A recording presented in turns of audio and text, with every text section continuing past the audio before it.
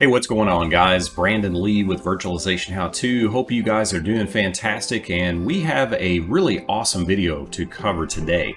If you like networking, if you like security appliances, and you like Proxmox, or you're working with Proxmox in your home lab, we're going to take a look at how to install and how to configure a pfSense installation running on top of a Proxmox VE server.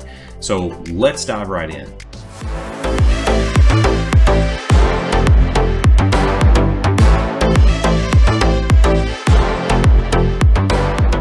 The first tasks that we need to take care of with our Proxmox host before we even begin the pfSense installation is to take a look at the network configuration for our Proxmox host. We are going to need a WAN address and a LAN address on the pfSense appliance. And this is not really specific to pfSense per se or Proxmox.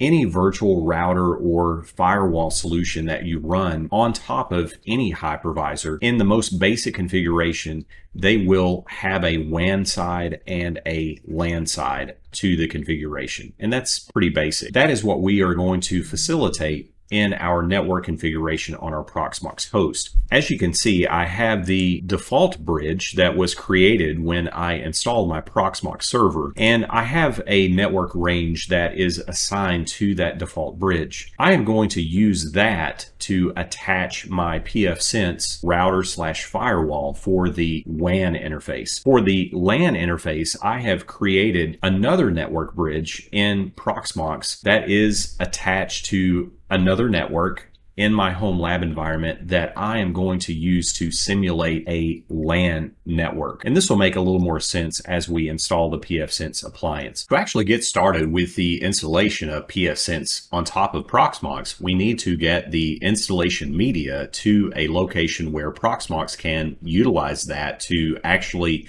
perform the installation of pfSense. So I have already downloaded the pfSense installation ISO media. To actually get the media to our Proxmox server, I'm going to click on my ISO storage that I have created. I'm going to click on ISO images, and I'm going to click the upload button. And this brings up the upload dialog box. I'm going to click the select file and then click the pfSense Community Edition 2.6.0 installation ISO. Clicking open, and we simply click the upload button. As you can see, we now have the pfSense 2.6.0 ISO image now uploaded to our ISOs repository. We are now ready to create the pfSense virtual machine in Proxmox.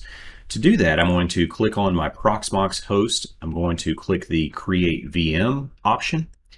And here we actually create the virtual machine that will be the shell of the pfSense installation. So let's step through these steps. On the Create Virtual Machine dialog box, we're going to select our node. I'm going to call this pfSense.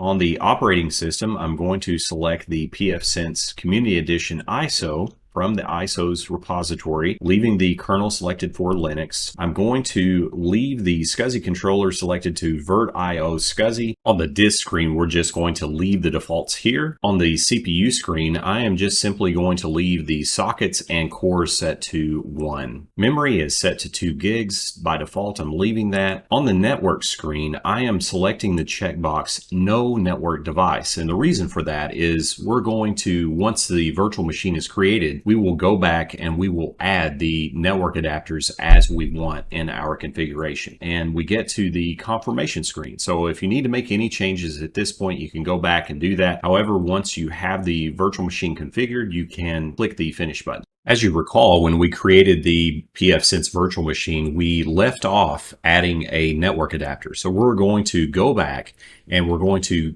now configure the network adapters, so two, to carry both the WAN and the LAN side traffic. Clicking on the virtual machine, clicking on the hardware menu, notice the add button. So I'm going to click add, and I'm going to add a network device. Now remember, we need the WAN side connection and we need the LAN side connection. So in my environment, the WAN side connection will be handled by the first network bridge that was selected by default. In my environment, am using this in a nested environment. So I am going to select the Intel E1000. And the reason I know that is because I've experimented, I've played around with this just a bit, so I know which adapter I need to choose. This will vary depending on if you're installing this inside a virtual machine, if you're installing it on a physical Proxmox host. I'm going to select E1000. I'm not using VLAN tagging for this lab environment, so I'm going to click add. I'm going to now go back and I'm going to also add another network device. This time I'm selecting my VMBR1, so the second network bridge that I had created using the additional network adapter. This will carry the LAN side traffic for my pfSense installation. So I've got the E1000 selected. I'm going to click add, and just to review, as you can see, I have two network adapters, one meant for WAN side traffic, the other meant for LAN side traffic. That is how it's configured in my environment. Again, you will have to experiment for your use case. Now that we have the virtual machine created with the two network adapters configuration that we need for WAN and LAN, I have powered on the virtual machine in Proxmox and I've opened a console connection to that virtual machine. First screen, we're just going to accept the EULA. We're going to hit enter to install pfSense. We're going to accept the default key map. We're going to use the automatic ZFS configuration. We're going to select the install proceed with installation option. Here, I'm simply going to select the stripe, no redundancy. Select the disk that we want to use. Okay. Yes, we want to destroy the contents of the disk. And now the distribution begins fetching the installation files that it needs. The installation of pfSense is now finished, and you will see the question if you want to make any final manual modifications. We're going to say no, and we're going to reboot the pfSense virtual machine. Once the virtual machine reboots, we will then continue the configuration.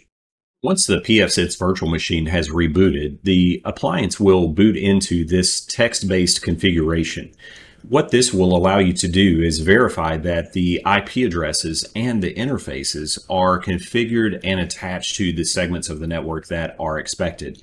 In my case, the WAN connection is correctly pulling a DHCP address as expected from the IP range that I do expect as well. The LAN side, pfSense defaults to a 192.168.1.1/24, a Class C subnet. Here you will want to customize your LAN IP address configuration to match the network configuration on your LAN. So I'm going to select number 2, and we're going to set IP addresses. Select the LAN interface, enter the new LAN IPv4 address. So I'm going to put in the address that I want, and we're going to enter the subnet bit count, which is 24 for Class C, and I'm going to simply enter, and I'm going to say no on DHCP currently, just for the lab environment. And I don't want to revert to HTTP, say no. As you can see, the address has now been reconfigured for the LAN side. Now, as we review the configuration change, we still have an external DHCP address, and we have our customized internal LAN IP address.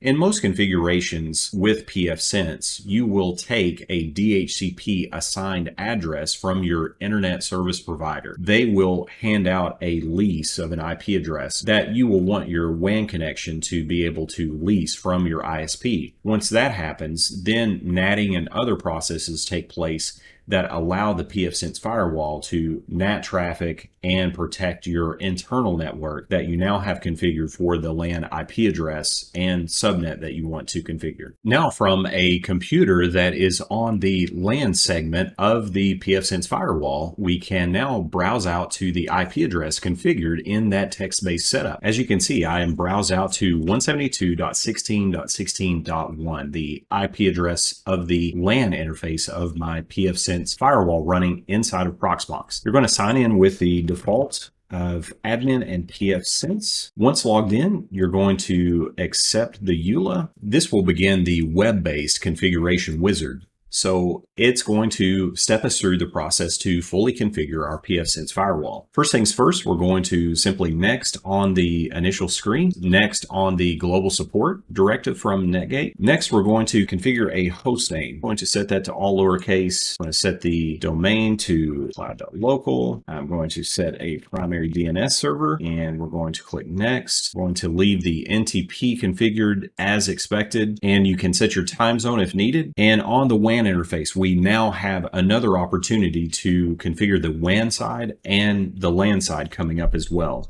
Here, I'm just going to next. Just make note that you have all of the options if you need to configure PPOE or other specific DHCP configurations. On the LAN interface, again, we have the ability to configure that IP address differently here. We're going to set the admin password, and we're going to reload the configuration with the changes. So now a reload is in progress of our pfSense firewall virtual machine, and it always only takes just a couple of seconds.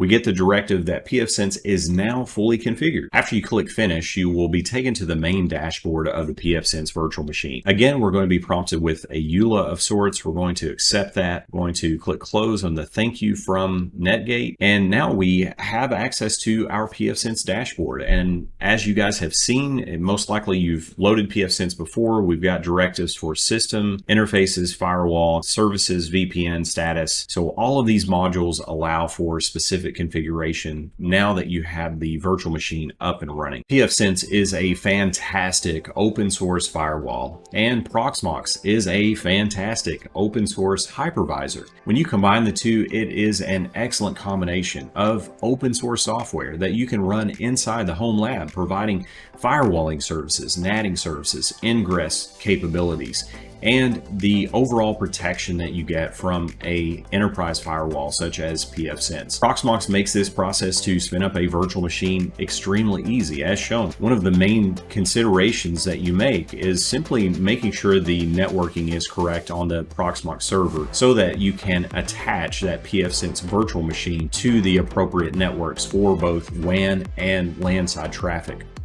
Well, I'm Brandon Lee. I hope you've enjoyed this video. Please do like the video, subscribe to the channel.